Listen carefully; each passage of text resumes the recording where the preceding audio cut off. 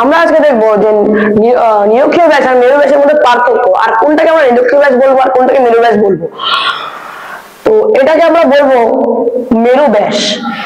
তো এটাকে আমরা এভাবে লিখতে পারি, এটা মেরু ব্যাস, আর এটাকে আমরা বলবো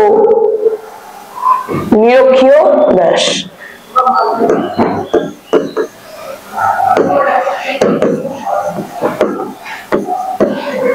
নিরক্ষীয় ব্যাস। তো এটাকে আমরা বলবো মেরু ব্যাস আর এটাকে আমরা বলবো নিরক্ষীয় ব্যাস।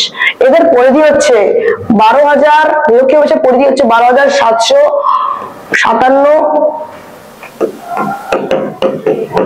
কিলোমিটার। তো এটা সব বই সেম থাকে না, এটা আমরা প্রায় 12,800 কিলোমিটার বলতে পারি। আর মেরু ব্যাসের পরিধি হচ্ছে 12,714 কিলোমিটার। তো নিরক্ষীয় ব্যাসের কিলোমিটার পরিধি হচ্ছে 12,757 কিলোমিটার, আর মেরু ব্যাসের পরিধি হচ্ছে 12,714 কিলোমিটার।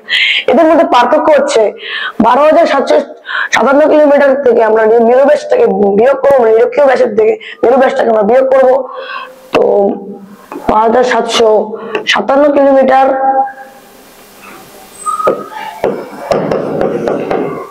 মাইনাস মেরু ব্যাস 12,714 কিলোমিটার,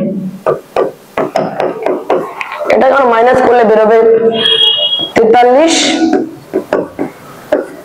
কিলোমিটার। তো আমরা কি দেখতে পারলাম, নিরক্ষীয় ব্যাসের থেকে মেরু ব্যাসের থেকে নিরক্ষীয় ব্যাস 43 কিলোমিটার বড়। এটাই হচ্ছে নিরক্ষীয় ব্যাস আর মেরু ব্যাসের মধ্যে পার্থক্য।